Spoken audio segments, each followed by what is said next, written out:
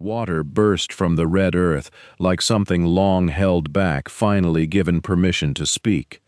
She felt the ground tremble under her boots before she understood what was happening, and then it came, cold, silver, furious, shooting up through the broken caprock in a plume that caught the April sunlight and scattered it into 100 small rainbows over the dry acreage that had never once, in all her years there, produced so much as a puddle worth kneeling over. Someone behind her whooped. Someone else laughed, the kind of laugh that comes out sounding like a sob. The Alvarez boys threw their hats into the air and did not bother to chase them when the wind carried them off toward the fence line. Old Mrs. Ferris, who had sworn for a decade that the whole valley was cursed dry clean through to bedrock, stood with both hands pressed over her mouth, as if she were trying to keep her own disbelief from escaping. And there, at the center of all that noise and light and mud, stood a man with a shovel still in his hands and dirt to his elbows, grinning at her like he'd just proven something he'd wagered everything on.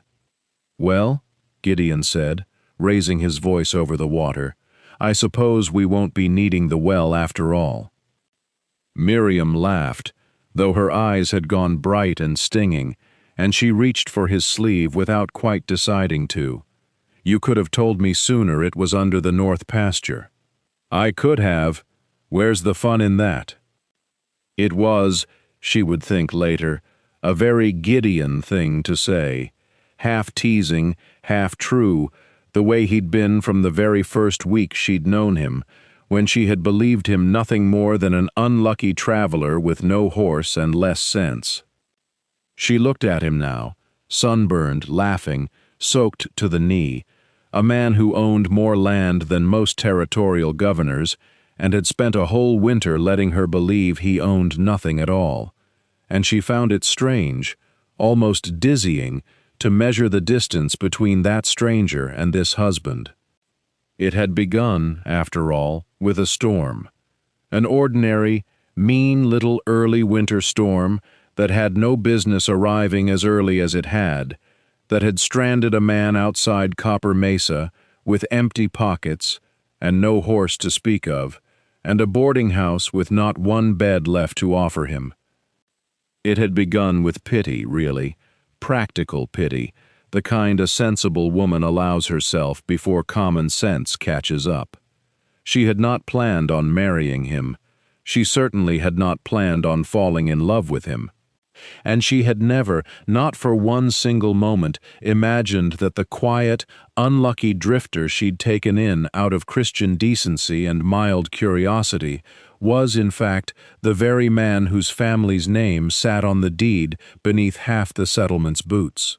But water has a way of finding what's been buried, given time, and the right hands digging. So, she supposed, does the truth.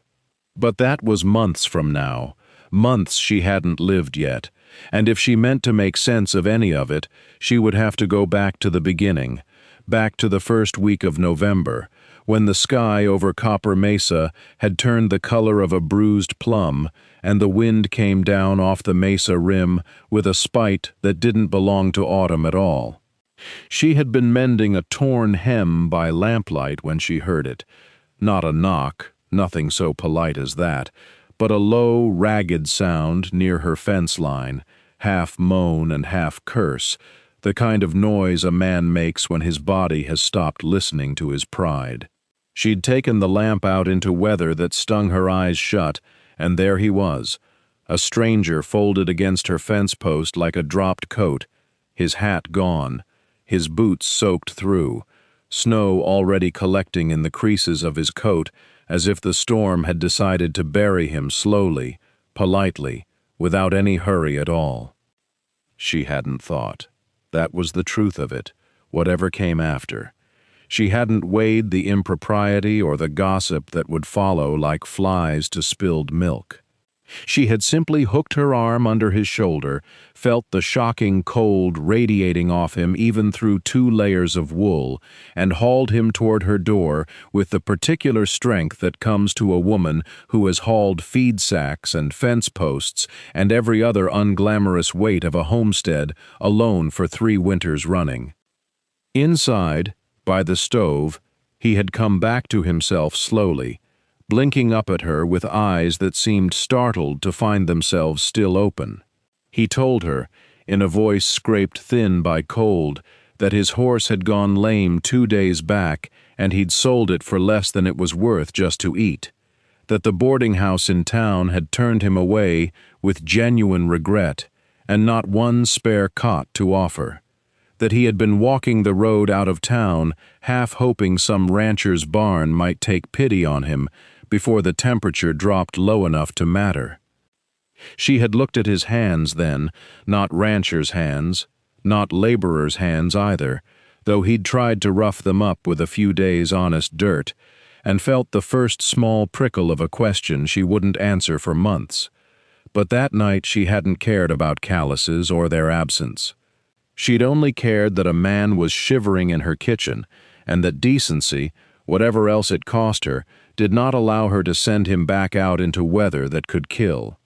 So she'd given him coffee, and a blanket, and the small back room where she kept her mending frame, and told herself, quite firmly, that this was simply what neighbors did for strangers in hard country. She had no way of knowing, that first night, how completely that small kindness was about to rearrange her entire life. Morning came thin and gray, the kind of frontier light that made everything look borrowed. She woke to the smell of coffee already brewing, her coffee, her pot, but somehow tended by someone else's hand, and found him standing at her stove with the careful posture of a man trying not to touch anything he hadn't been given permission to touch. "I didn't want to wake you," he said. "Seemed the least I could do." "You could burn my kitchen down being polite," she said, though she took the cup he offered. He'd folded the blanket into a square so precise it looked almost military, and set it atop the mending frame like an offering. She noticed that, too, filed it away with the hands that weren't calloused enough, and the way he'd said, "The least I could do," like a man accustomed to owing people things and settling accounts quickly. By midday, the snow had stopped falling but not melting, and by the time she walked into town for thread and flour, she understood that stopping snow was the least of her troubles. Mrs. Whitcomb, who ran the boarding house and considered gossip a civic duty, was already 3 sentences into a story at the mercantile counter, and Miriam arrived just in time to hear her own name attached to the end of it. Taken a strange man into her house, if you can believe it, a man nobody knows, and her out there alone with him since Tuesday night. The mercantile owner's wife made a sound that was somewhere between scandal and delight. Miriam felt her face go hot before she'd even set her basket down. "He was near frozen," she said, louder than she meant to. "I didn't leave him in a snowbank to preserve my reputation." "Nobody's saying you should have," Mrs. Whitcomb said, in the particular tone of a woman who was absolutely saying exactly that. "Only that it isn't fitting, a woman alone, a man alone, under one roof with no one to answer for it.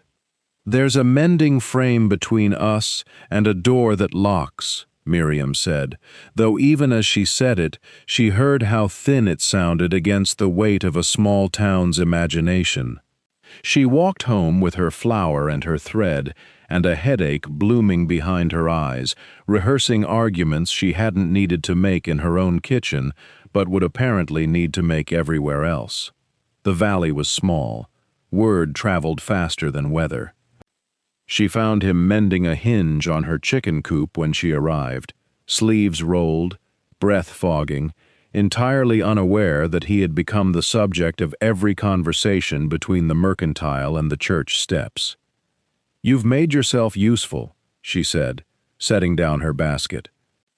"Seemed the least I could do," he said again, and something in the repetition made her almost smile, despite everything. "You'll want to hear what they're saying about us in town," she said, "because by supper I expect the whole valley will have married us off in their minds, whether we've agreed to it or not." He straightened, hinge forgotten, and looked at her with an expression she couldn't yet read, part alarm, part something closer to interest. "And have we agreed to it?" he asked. "Not yet," she said, and the word "yet" hung there like a held breath. "But we may have to, if the choice is between gossip and Mr. Foster." She didn't have to say more. The land agent's name alone was enough to darken the morning. Mr. Foster represented the Territorial Land Office in all matters pertaining to unclaimed and disputed acreage, and he had a way of arriving precisely when a homestead claim looked most vulnerable, as though he could smell uncertainty the way a dog smells rain. He came before noon, riding a bay gelding too fine for a man of his modest station, and he did not dismount so much as descend, unfolding himself from the saddle with the unhurried authority of someone who believed his presence alone constituted an argument. "Mrs. Hale," he said, "not Miss, not yet," though the correction seemed to please him. "I've had reports of a man residing on your property, unmarried, I'm told, and unrelated." "He's stranded," she said. "The storm left him without a horse. I've given him shelter, nothing more." Shelter is a generous word for what the territory calls cohabitation. Foster's eyes moved past her toward the coop, where the stranger stood with the hinge still in his hand, watching with the careful stillness of a man deciding how much of the conversation required his interference.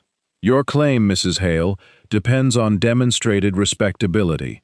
A woman alone can hold land. A woman entangled in scandal cannot hold it long, not once the neighbors start writing letters to the office. There is no entanglement. There will be, if this continues past the week. I'd advise you find the man other lodging, or else regularize the situation," he said. Regularize. The way a man says a word he has used before, comfortably, expecting it to land with the weight of law.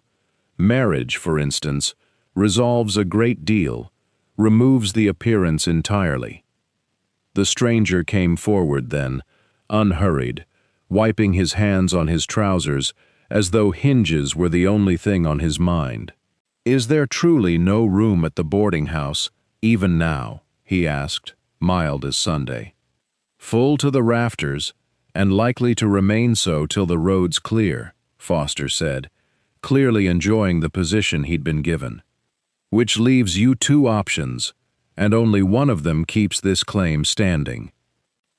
He touched his hat then, as though he'd delivered nothing more dramatic than a weather report, and swung back onto the gelding with the same unhurried authority, leaving Miriam standing in the yard with the taste of the word. Regularize. Still bitter on her tongue, she turned to the stranger, who was watching her with that same unreadable mixture of alarm and interest from before, and found she no longer had the patience for careful phrasing. "Well," she said, "it appears the valley has made its opinion known, and the land office has made its terms plain. So I'll ask you directly, since apparently we haven't the luxury of pretending otherwise, will you marry me, or won't you?" He did not answer right away, and she counted that against him for exactly 2 seconds before deciding a man who thought before speaking was probably an improvement over most she'd known. "You're asking me to marry you," he said at last, because a land agent used the word. Regularize. "I'm asking you to marry me because you have nowhere to sleep, I have a roof, and the territory apparently requires paperwork before it will allow the two facts to coexist." She crossed her arms. It needn't be dramatic. A practical arrangement.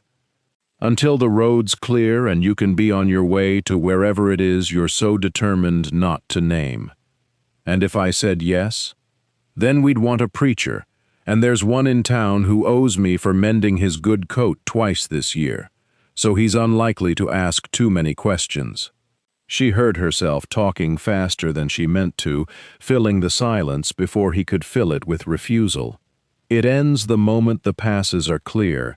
You'll have helped me keep my claim, I'll have kept you from freezing under a wagon, and neither of us will owe the other anything but civility.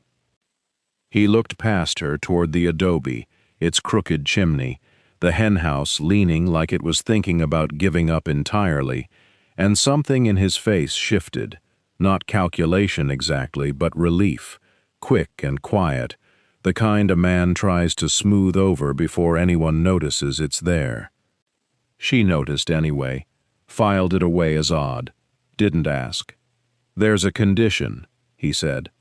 "There would be. I keep working. Odd jobs, repairs, whatever needs doing around the valley. I've reasons for wanting to look around before I decide anything about where I'm headed next." He said it plainly enough that it sounded almost true, almost simple, and she was too cold and too committed to her own impulsive offer to press further. "I won't be idle under your roof. I wouldn't allow idleness under my roof if you paid me for the privilege."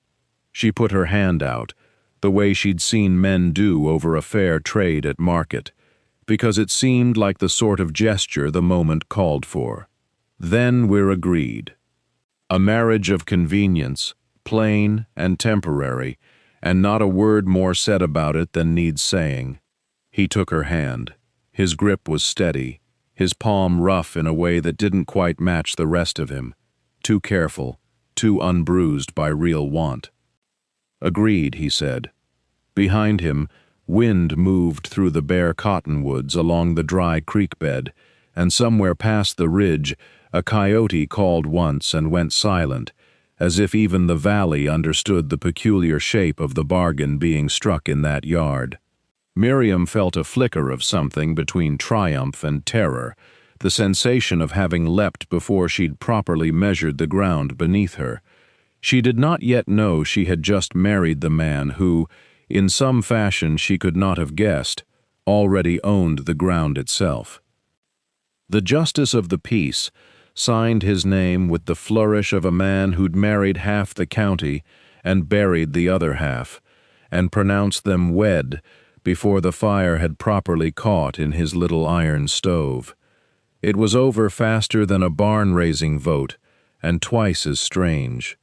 She walked home beside her new husband, through frost-crusted ruts, neither of them speaking, both of them holding the silence like something that might break if jostled. By the second week, the silence had worn into something easier. He split kindling without being asked, and stacked it in a neat cord along the north wall, out of the wind. He mended a hinge on the chicken coop with a scrap of leather and a nail he'd straightened himself, murmuring that a man ought to earn his supper twice over if he meant to eat it in good conscience. She found herself watching his hands more than she meant to, the careful, exact way he measured a board before he cut it, as though waste were a kind of sin he'd been raised to fear. It was the boundary papers that gave him away, though not in the manner either of them expected. She kept them in a tin box for her neighbors, the Alvarez family and the widow Pruitt among others, folks who couldn't read fine print, and trusted her to look it over when the land agent came round collecting rents. Gideon found the box while looking for a rag to oil a hinge, and by lamplight he went quiet in a way that made her look up from her mending. "These distances don't square," he said, tracing a line with his finger. "This survey marks the eastern fence 800 rods from the river bend.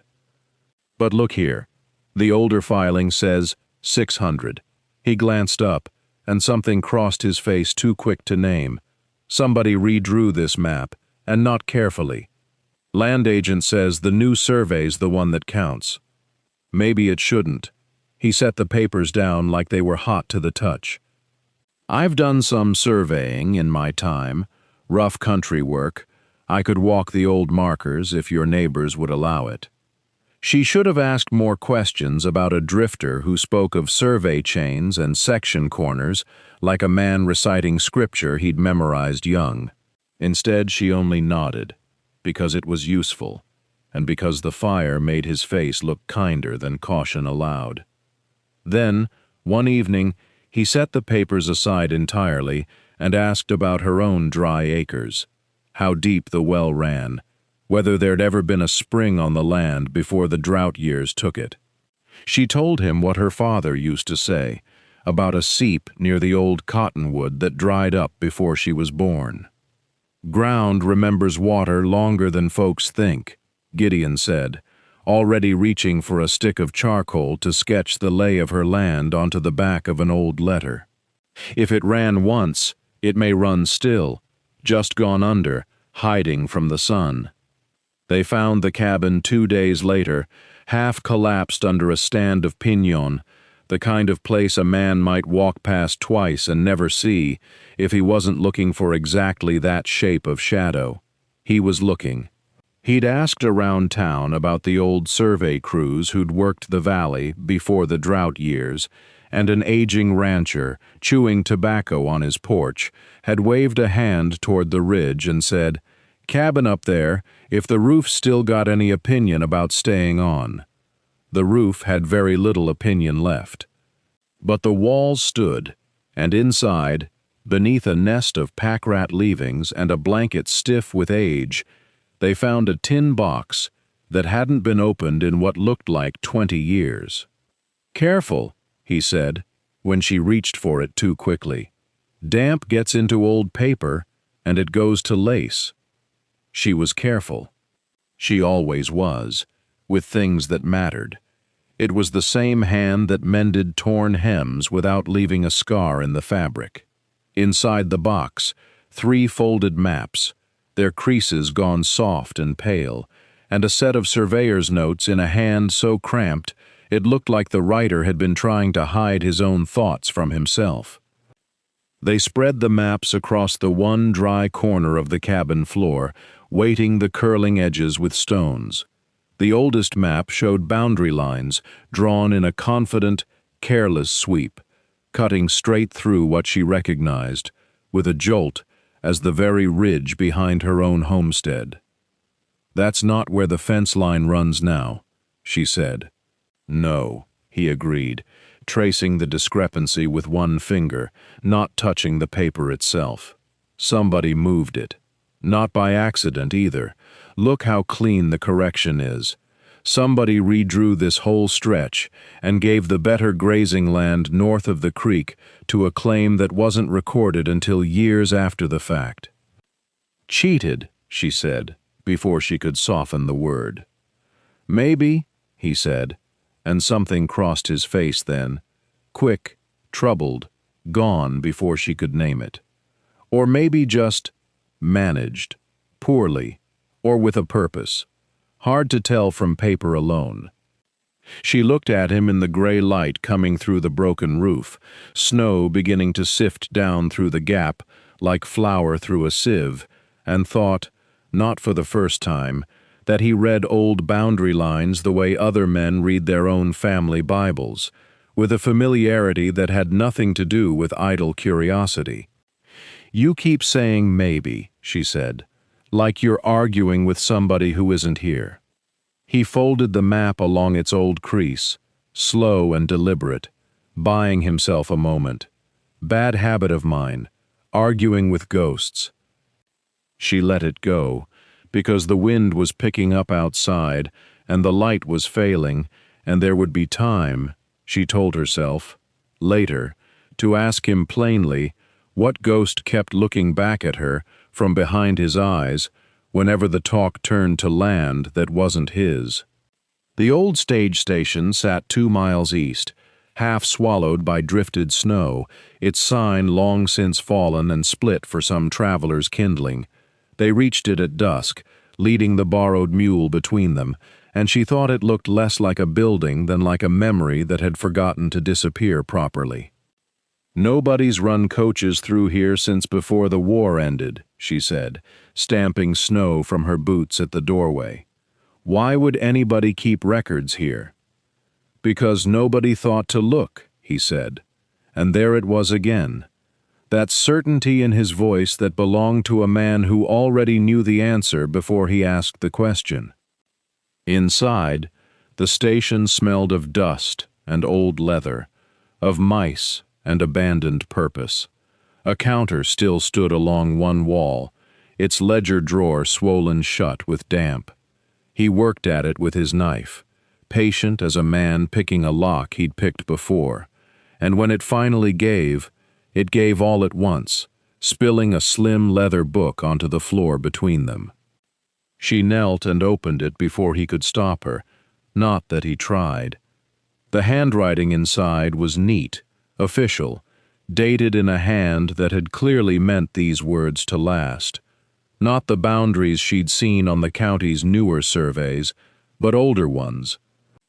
Truer ones, if the dates were to be believed. Acreage assigned to families who'd since been told they were squatting on land above their claims. Rents doubled, then doubled again, against boundaries that had quietly shifted on paper, while the mountains themselves stayed exactly where they'd always been. "This says the Hendricks spread was never part of the leased grazing at all," she said, her voice climbing with disbelief. "They've been paying rent on land that was already theirs for 11 years.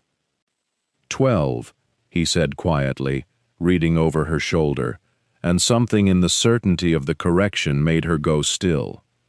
12, she repeated. You didn't even need to check. He didn't answer right away. Outside, the wind found some gap in the station's boarded windows and moaned through it, low and mournful, like the whole valley was groaning under the weight of what they'd just uncovered. "Someone redrew these lines on purpose," she said, flipping pages, watching decades of quiet theft written out in a clerk's careful hand. Someone who knew exactly what they were doing.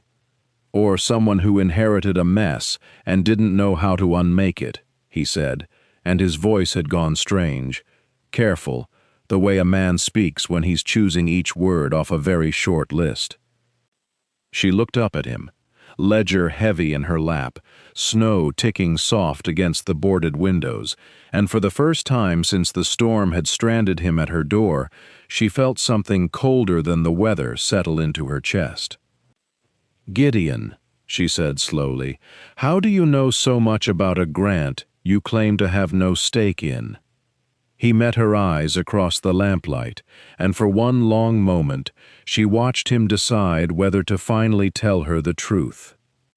He didn't answer, not really. He said something about grant records being public in certain territorial offices, something about a man who'd spent years reading old surveys for the pleasure of it, and it came out smooth enough that she might have believed him a month ago. But she'd spent 6 weeks learning the particular cadence of his honesty, and this wasn't it. This was a man laying planks over a hole rather than filling it in. She let it go, not because she believed him, but because the wind was picking up and the lamp was low, and some fights needed daylight to be fought properly. They gathered what pages they could carry, wrapped the rest in oilcloth, and rode home in a silence that wasn't unfriendly so much as watchful, each of them aware the other was thinking hard about something they weren't saying. At the house, she built up the fire and spread the ledger pages across her work table, the same table where she'd once measured hems and now measured decades of dishonesty.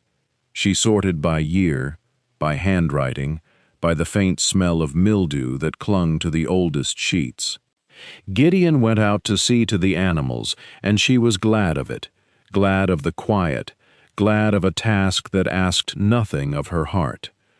It was in the middle of that sorting, past midnight, candle guttering, that she found the letter. It had slipped between two ledger pages, tucked so long ago it had gone brittle at the folds, and when she opened it she nearly didn't read the salutation at all, so intent was she on the numbers below. But her eyes caught on the name before her mind could stop them. To Gideon Crossland, heir and sole beneficiary of the Crossland estate, upon the occasion of his father's passing. She read it twice, then a third time, slower, as though the words might rearrange themselves into something less impossible. The room seemed to tilt very slightly, the way it had the first morning she'd found a stranger asleep in her barn, except this time the ground didn't feel like it was steadying beneath her. It felt like it was sliding away entirely. Crossland. Cross. A man who'd shortened his own name the way a person shortens a debt they don't want collected in full. He hadn't been a drifter stranded by weather. He hadn't been a stranger with nothing. He owned the ground beneath her feet, the spring they'd searched for together, the very deed office where she'd stood and promised herself to him, in a marriage she'd believed was born of nothing but shared necessity. Every kindness reconsidered itself in her mind, his knowledge of surveys, his careful questions about rents, his quiet unwillingness to be recognized in town. Not modesty, concealment. She heard his boots on the step outside, stamping snow, whistling low and easy, a man walking home to a wife who didn't yet know she'd married a lie.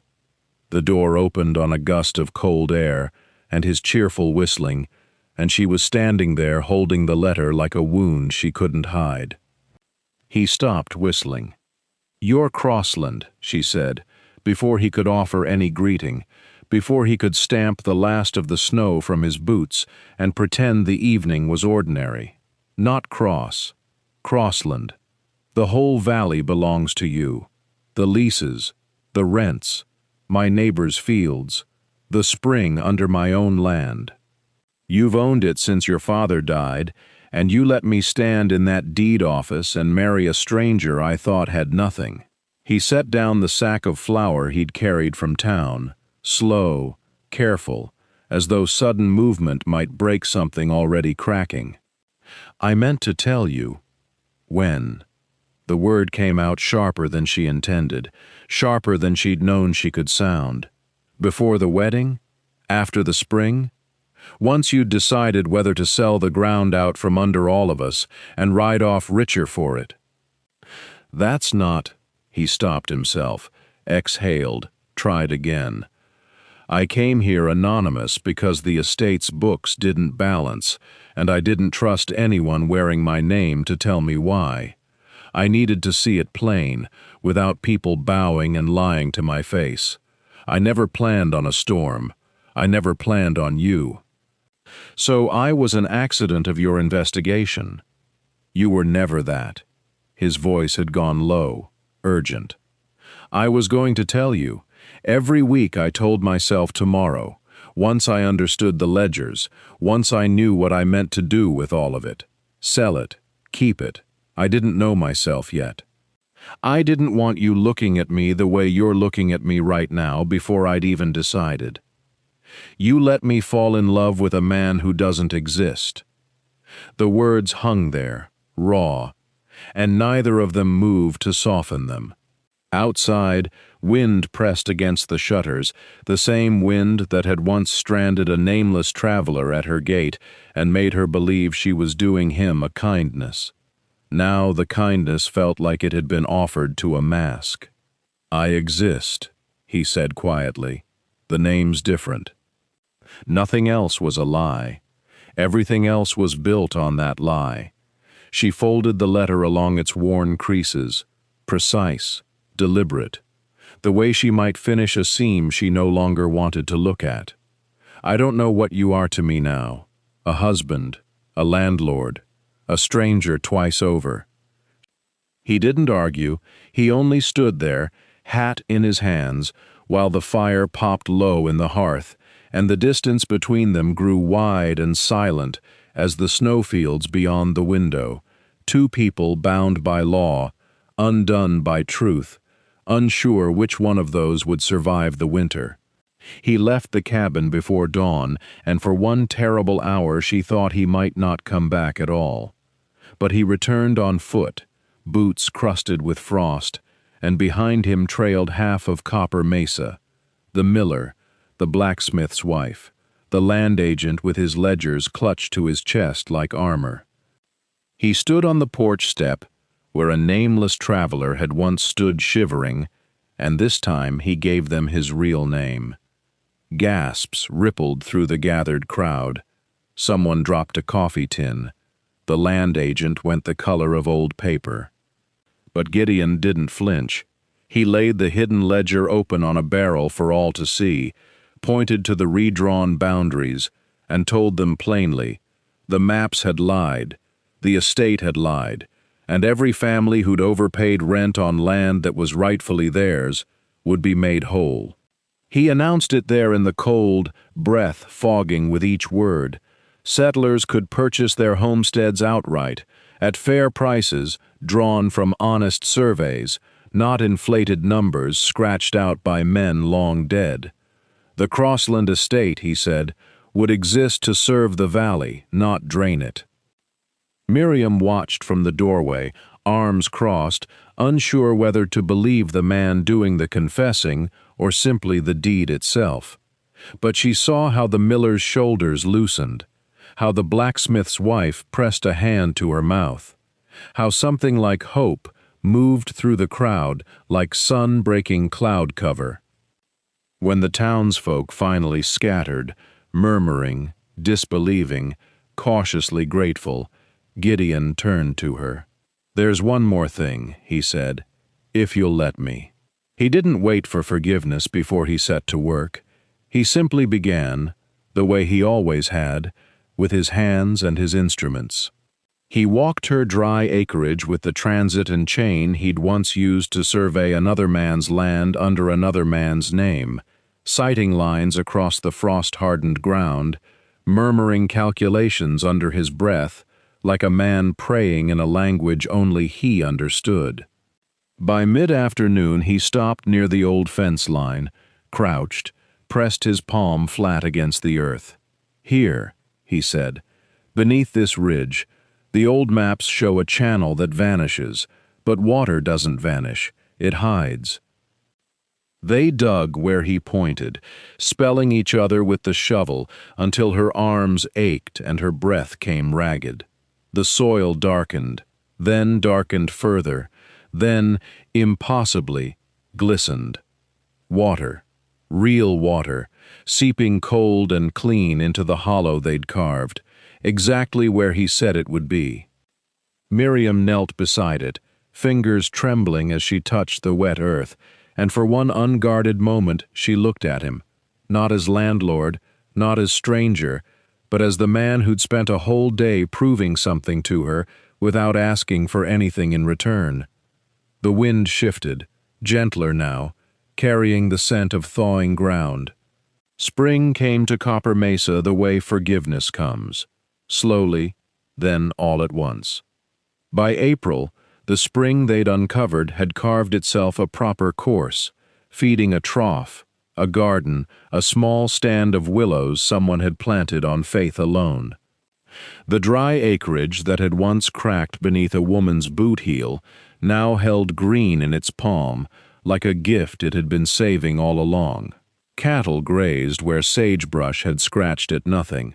A new barn stood square and honest against the horizon, raised in a single day by neighbors who owed their homes to the truth that had finally been told. That truth had come slowly too, first as confession, then as deed, then as a stack of papers signed in the land office with hands that no longer trembled from anger but from something gentler.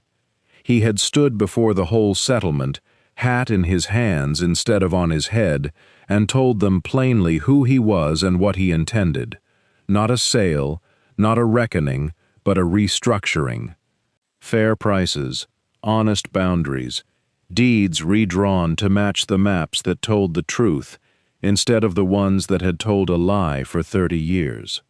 She had watched him from the back of the crowd, arms crossed, still deciding. But when he'd said her name, not as landlord granting mercy, but as a man handing over the only thing he had left to give, the very ground beneath her own 2 feet, deeded to her outright, no strings, no conditions, she had stopped deciding and started walking toward him instead. Now, on a bright Sunday in May, the community gathered again, not for accusation but for celebration.